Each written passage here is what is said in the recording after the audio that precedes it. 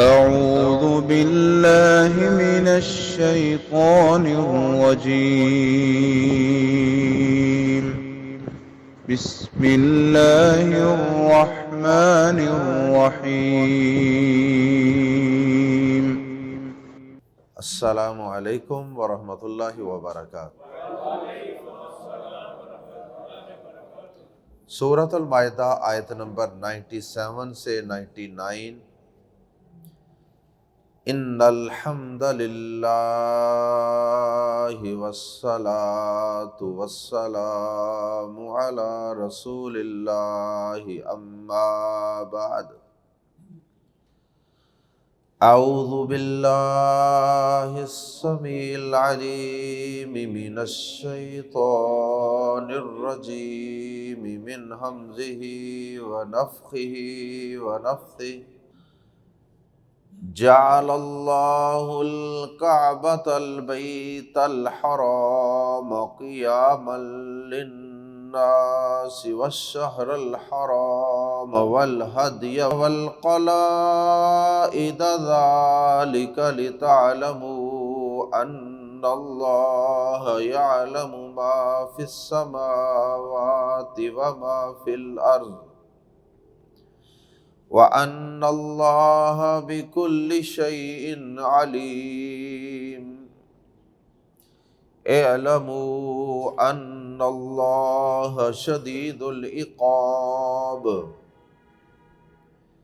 اعلموا أَنَّ اللَّهَ شَدِيدُ العقاب وَأَنَّ اللَّهَ غَفُورٌ رَحِيمٌ۔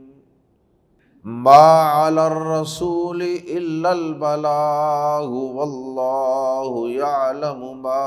تبدون وما تکتمون۔ اس سے قبل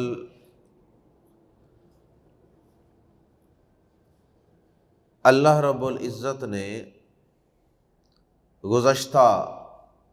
آیات میں کعبۃ اللہ کو جانوروں اور پرندوں کے لیے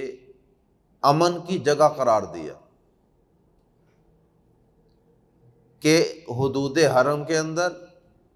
اور حالت احرام کے اندر خبردار کوئی شکار کرنے کی، کسی جانور کو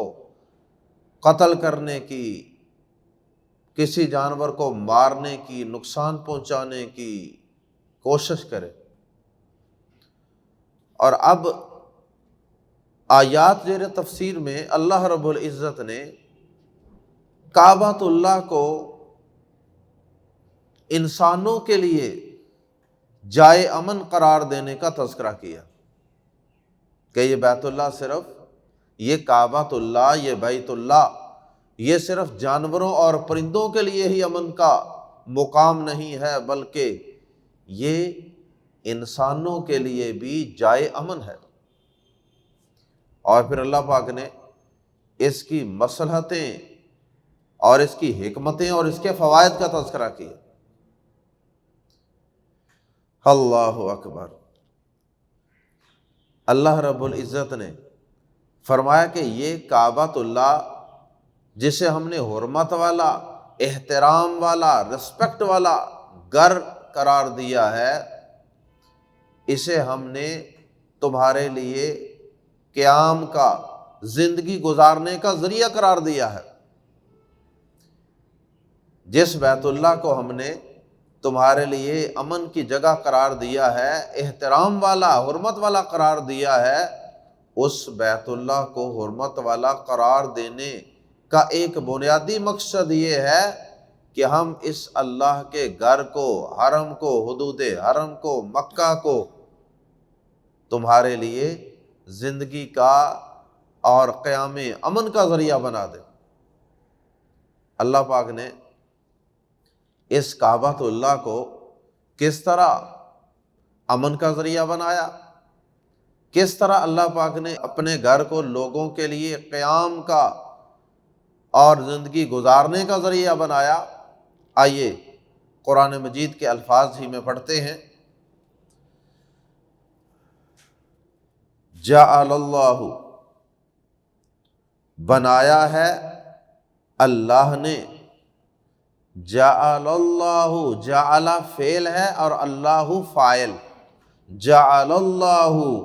بنایا ہے اللہ نے، جعل یجعل یجعلون،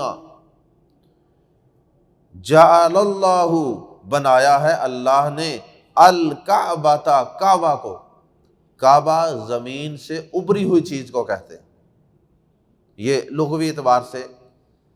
اس کعبہ کا یہ معنی ہے۔ بہرحال مراد اس سے اللہ کا گھر ہے جو مکہ مکرمہ میں ہے۔ جعل اللہ الکعبۃ، اللہ نے کعبہ کو بنایا ہے، جعل فعل ہے، لفظ اللہ فاعل ہے، الکعبۃ مفعول ہے۔ جعل اللہ الکعبۃ، اور عربی زبان میں یہ قاعدہ ہے کہ جو فاعل ہوتا ہے وہ حالت رفع میں ہوتا ہے، اس پر پیش آتی ہے، اور جو مفعول ہوتا ہے جس پر کوئی کام واقع ہو رہا ہوتا ہے وہ منصوب ہوتا ہے، حالت نصب میں ہوتا ہے، یعنی عموماً اس پر زبر ہوتی ہے۔ تو لفظ اللہ پہ یہاں پیش ہے، یہ فاعل ہے، الکعبۃ پر زبر ہے، یہ مفعول ہے۔ جعل اللہ الکعبۃ، اللہ نے کعبہ کو بنایا ہے۔ کیا بنایا ہے؟ آگے دوسرا مفعول سمجھ لیں، البیت الحرام،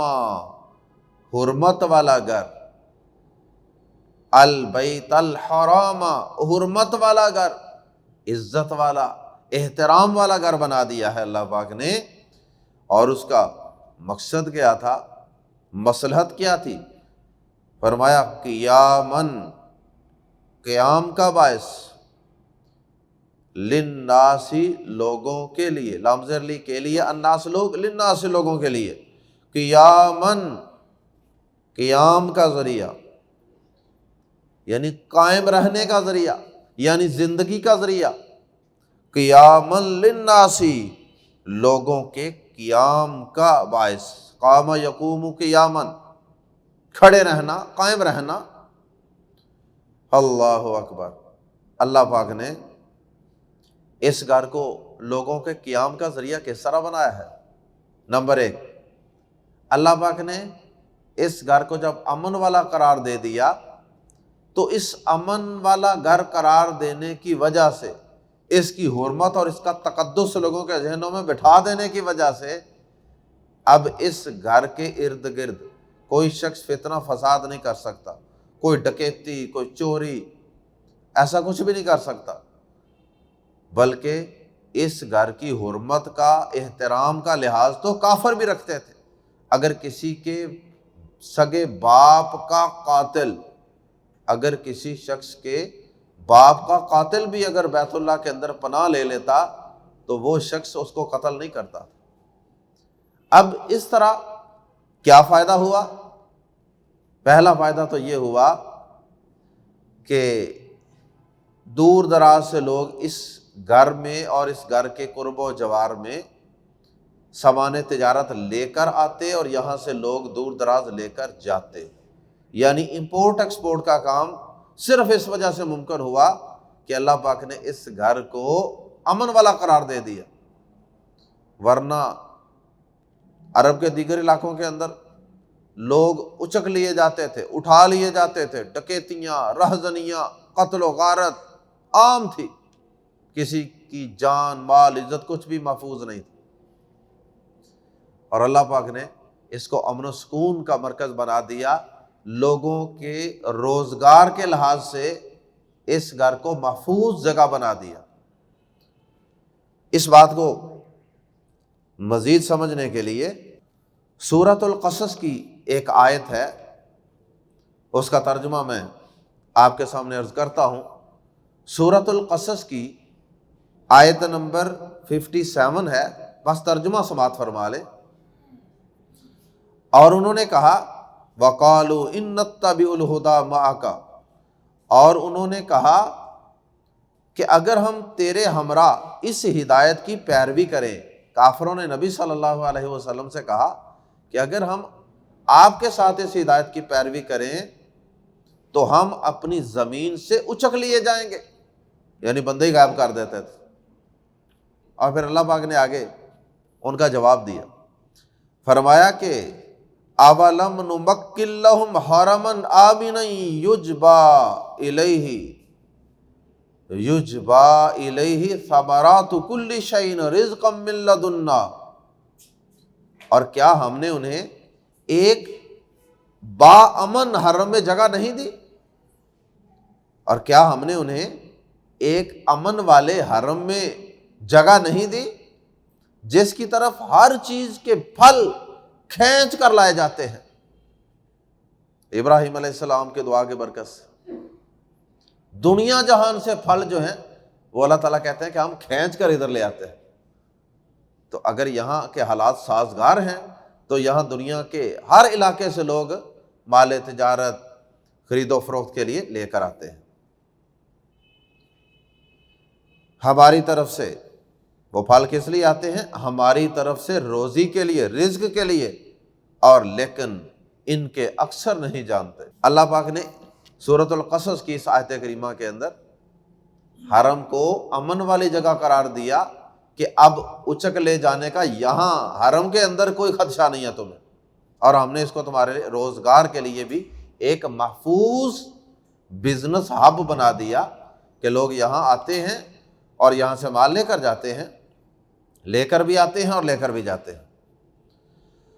اللہ اکبر۔ اور اسی طرح یہ اللہ کا گھر لوگوں کے لیے قیام کا ذریعہ اس طرح بھی ہے کہ اللہ پاک نے اسے ہدایت کا مرکز قرار دیا۔ بیت اللہ کو اللہ پاک نے لوگوں کے لیے مرکز ہدایت قرار دیا ہے۔ لوگ پوری دنیا سے یہاں آتے ہیں اور یہاں سے ہدایت کی روشنی لے کر جاتے ہیں۔ اور اسی طرح یہ اللہ کا گھر لوگوں کے قیام کا اور زندگی کا اور قائم رہنے کا سبب اس انداز سے بھی ہے کہ صحیح بخاری کے اندر حدیث ہے، اس حدیث سے یہ بات معلوم ہوتی ہے کہ جب تک یہ اللہ کا گھر کعبۃ اللہ قائم رہے گا قیامت قائم نہیں ہوگی۔ صحیح بخاری میں حدیث کچھ یوں ہے، نبی صلی اللہ علیہ وسلم نے فرمایا کہ قیامت کے قریب ایک بالکل پتلی پتلی پنڈلیوں والا حبشی وہ اللہ کے گھر بیت اللہ کو، کعبۃ اللہ کو گرا دے گا، اور آپ نے فرمایا کہ اتنی دیر تک قیامت قائم نہیں ہوگی، یا آپ نے یہ فرمایا کہ قیامت کے قریب ایسا ہوگا۔ تو اس کا مطلب ہے کہ جب تک وہ اللہ کا گھر نہیں گرایا جائے گا قیامت قائم نہیں ہوگی، اور قیامت کے بالکل قریب جا کے یہ اللہ کا گھر گرا دیا جائے گا، پھر اس کے بعد قیامت قائم ہو جائے گی۔ تو اس لحاظ سے بھی یہ اللہ کا گھر جو ہے یہ لوگوں کے قائم رہنے کا ذریعہ ہے۔ جب یہ نہیں رہے گا تو پھر انسانیت بھی اس زمین پر قائم نہیں رہے گی۔ جعل اللہ الکعبۃ البیت الحرام، اللہ نے کعبہ کو جو حرمت والا گھر ہے، یا اس کا ترجمہ یوں ہو سکتا ہے کہ اللہ نے کعبہ کو بنایا حرمت والا گھر، یا ترجمہ ہو سکتا ہے کہ اللہ نے کعبہ کو جو حرمت والا گھر ہے کیا بنایا؟ قیاما للناس، لوگوں کے قیام کا باعث، لوگوں کی زندگی قائم رہنے کا ذریعہ، دنیاوی زندگی بھی اور اخروی زندگی بھی، یعنی ہدایت کے پوائنٹ آف ویو سے بھی اس کو اللہ پاک نے لوگوں کے قائم رہنے کا باعث بنایا ہے۔ والشہر الحرام، اور اسی طرح اللہ پاک نے کچھ اور چیزوں کا بھی تذکرہ کر دیا کہ ہم نے لوگوں کے قائم رہنے کا، لوگوں کی زندگی کا ذریعہ کچھ اور چیزوں کو حرمت والی قرار دے کر بھی بنایا ہے۔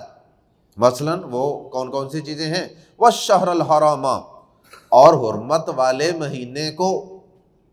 یہ حرمت والے مہینے جو ہیں ان کے ذریعے سے بھی اللہ پاک نے انسانوں کی زندگی کو قائم رکھا، کیونکہ یہ حرمت والے جو مہینے تھے، جیسا کہ اس کی تفصیل سورۃ توبہ کی آیت نمبر 36 کے اندر موجود ہے، ان عدۃ الشہور عند اللہ 12 عشر شہرن فی کتاب اللہ، تو یہ آیت وہاں تفصیل اس کی ہم پڑھ چکے ہیں۔ تو حرمت والے مہینے کون سے ہیں؟ ذوالحجہ، ذوالقعدہ، محرم، یہ 3 مہینے تو اکٹھے ہیں نا، اسلامی سال کے 2 آخری مہینے اور ایک ساتھ ہی پہلا مہینہ آ جاتا ہے، ذوالحجہ ذوالقعدہ آخری 2، ساتھ ہی محرم آ گیا، 3 مہینے اکٹھے ہو گئے، اور چوتھا مہینہ رجب۔ یہ 4 مہینے جن کو اللہ پاک نے حرمت والے قرار دیا، اور اس کا مقصد بھی یہ تھا کہ لوگ بیت اللہ شریف کے اندر حج عمرے کے لیے امن سکون کے ساتھ، سلامتی کے ساتھ آ سکیں اور یہاں سے جا سکیں، اور کچھ اور بھی مقاصد تھے۔ تو اللہ پاک فرماتے ہیں کہ ہم نے والشہر الحرام، اور حرمت والے مہینے کو بھی ہم نے لوگوں کے قیام کا ذریعہ بنایا، اور کافر بھی ان حرمت والے مہینوں کی حرمت کا خیال رکھتے ہیں۔ صحیح بخاری مسلم میں ایک حدیث ہے کہ نبی صلی اللہ علیہ وسلم کے پاس وفد عبد القیس جب آیا تھا، عبد القیس قبیلے کے جب لوگ آئے تھے آپ سے ملاقات کے لیے، تو انہوں نے آپ سے یہ کہا تھا، اللہ کے نبی صلی اللہ علیہ وسلم، ہم حرمت والے مہینوں کے علاوہ کسی اور مہینے میں آپ کے پاس حاضر نہیں ہو سکتے، اس لیے کہ ہمارے اور آپ کے درمیان ایک قبیلہ ہے، قبیلہ مضر، تو وہ قبیلہ جو ہے اس سے ہمیں خطرہ ہے۔ تو کیا بات معلوم ہوئی کہ وہ جو قبیلہ تھا نا ان کا دشمن، قبیلہ مضر، وہ قبیلہ بھی ان حرمت والے 4 مہینوں میں انہیں کچھ نہیں کہتا تھا، اس لیے تو انہوں نے کہا کہ ہم ان 4 مہینوں میں اگر ان کے پاس سے گزر جائیں گے پھر تو بچت ہو جائے گی، اس کے علاوہ بچت نہیں ہونی۔ تو کافر بھی حرمت والے 4 مہینوں کی عزت کا، احترام کا خیال کرتے تھے۔ والشہر الحرام والہدی، اور قربانی کے جانور، اسے پیچھے آیت نمبر 95 میں پڑھا تھا، ہدیم بالغ الکعبہ، تو ہدین اس جانور کو کہتے ہیں جو قربانی کے لیے، جو اللہ کے گھر میں اسپیشلی جا کے کیا جاتا ہے حج عمرہ کے سفر میں۔ تو فرمایا کہ والہدیہ، اور قربانی کے جانوروں کو بھی ہم نے حرمت والے قرار دے کر لوگوں کے قیام کا، لوگوں کی زندگی کا ذریعہ بنا دیا۔ والقلائد، اور پٹوں والے جانوروں کو، والقلائد قلادہ کی جمع ہے، قلادہ کہتے ہیں توق یا پٹے کو، تو یہاں مراد ہے وہ جانور جن کے گلوں میں پٹے ڈالے جاتے ہیں، پٹے مراد نہیں بلکہ پٹوں والے جانور مراد ہے، اگرچہ لفظ پٹوں کا استعمال کیا گیا، توق یا پٹے، تو ویسے تو والہدیہ کے اندر یہ چیز آ جاتی تھی، لیکن مزید اللہ پاک نے وضاحت کے لیے فرما دیا کہ بطور خاص یہ جو قربانی والے جانور ہیں ان کے گلے کے اندر وہ جو پٹا ڈال دیتے تھے، جو کہ اس کے قربانی کا جانور ہونے کی ایک علامت اور نشانی ہوتی تھی۔ والہدی، اور قربانی کے جانوروں کو، والقلائد، اور پٹوں کو، یعنی پٹوں والے جانوروں کو۔ اس سے قبل اسی صورت کی آیت نمبر 2 کے اندر بھی ہم ان چیزوں کی حرمت کے متعلق پڑھ چکے ہیں، وہاں اللہ پاک نے ان جانوروں کی حرمت کا تذکرہ کیا، ان مختلف چیزوں کی حرمت کا تذکرہ کیا، اور ان کی بے حرمتی سے منع کیا ایمان والوں کو۔ اور اب جو آیات زیر تفسیر ہیں ان میں اللہ پاک نے ان چیزوں کو حرمت والی قرار دینے کی حکمتیں بیان کی۔ سب سے بڑی حکمت قیاما للناس، تو آیت نمبر 2 میں کیا تھا؟ یا ایھا الذین آمنوا لا تحلوا شعائر اللہ ولا الشہر الحرام ولا الہدی ولا القلائد، یہ ساری چیزیں وہاں بھی گزر چکی۔ ولا آمین البیت الحرام یبتغون فضلا من ربہم ورضوانا، اے لوگو جو ایمان لائے ہو، نہ اللہ کی نشانیوں کی بے حرمتی کرو، اور نہ حرمت والے مہینے کی، اور نہ حرم کی قربانی کی، اور نہ پٹوں والے جانوروں کی بے حرمتی کرو،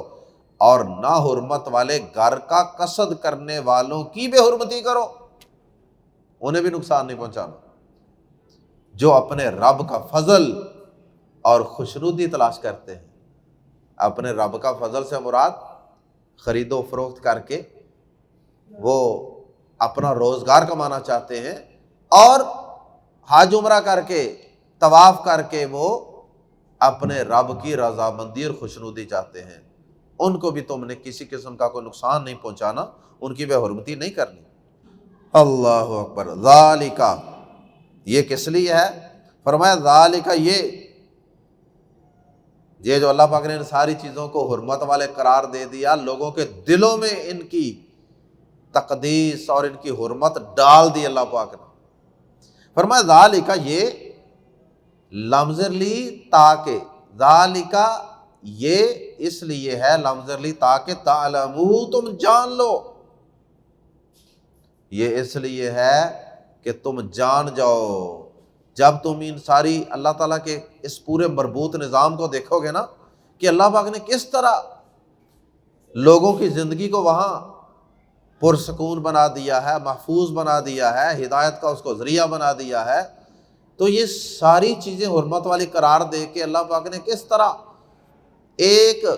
پورا مربوط نظام ترتیب دیا ہے، اور کس طرح ان چیزوں کے فوائد ظاہر ہو رہے ہیں۔ تو جب تم دیکھو گے کہ کس طرح ان چیزوں کے فوائد ظاہر ہو رہے ہیں، تو پھر تمہیں اس بات کا یقین آ جائے گا، لِتَعْلَمُوا، تاکہ تم جان لو، ان اللہ، کہ بے شک اللہ، یعلم، جانتا ہے، ما فی السماوات، جو کچھ آسمانوں میں ہے، وما فی الارض، اور جو کچھ زمینوں میں ہے، وان اللہ، اور بے شک اللہ، بھی کو کل شیء، ہر چیز، علیم، خوب جاننے والا ہے۔ پھر تمہیں اس بات کا علم ہو جائے گا کہ واقعی اللہ پاک نے یہ جو قانون بنائے ہیں نا حرمت والے مہینوں کے، اور کعبۃ اللہ کو حرمت والا قرار دیا ہے، اور قربانی کے جانوروں کی اللہ پاک نے حرمت کا حکم دیا ہے، ان ساری چیزوں کے جب فوائد اور حکمتیں تم دیکھو گے اور ان کے ثمرات تم سمیٹو گے، تو تمہیں اس بات پہ یقین آ جائے گا کہ اللہ پاک جس نے یہ سارا قانون کس وقت بنایا تھا، یوم خلق السماوات والارض، سورۃ توبہ 36 میں فرمایا کہ یہ حرمت والی چیزیں اللہ پاک نے اس وقت قرار دے دی تھی جس وقت زمین و آسمان اللہ نے پیدا کیا۔ تو پھر تمہیں اللہ تعالیٰ کے علم پر یقین آئے گا کہ نہیں آئے گا کہ اس کو پہلے ہی پتا تھا کہ ان چیزوں کی ضرورت پڑے گی اور اس میں میرے بندوں کے لیے کیا کیا فوائد ہیں۔ اس لیے ہے تاکہ تم جان لو کہ اللہ جانتا ہے جو کچھ آسمانوں میں ہے اور جو کچھ زمین میں ہے، اسے پہلے ہی پتا تھا نا ایسے ایسے ہونا ہے، ایسے ایسے حالات پیدا ہونے ہیں، اور تمہیں اس بات کا بھی علم ہو جائے کہ بے شک اللہ ہر چیز کو خوب جاننے والا ہے، صرف زمین و آسمان ہی نہیں، ہر چیز کو خوب جاننے والا۔ اعلموا، جان لو، ان اللہ، کہ بے شک اللہ، شدید العقاب،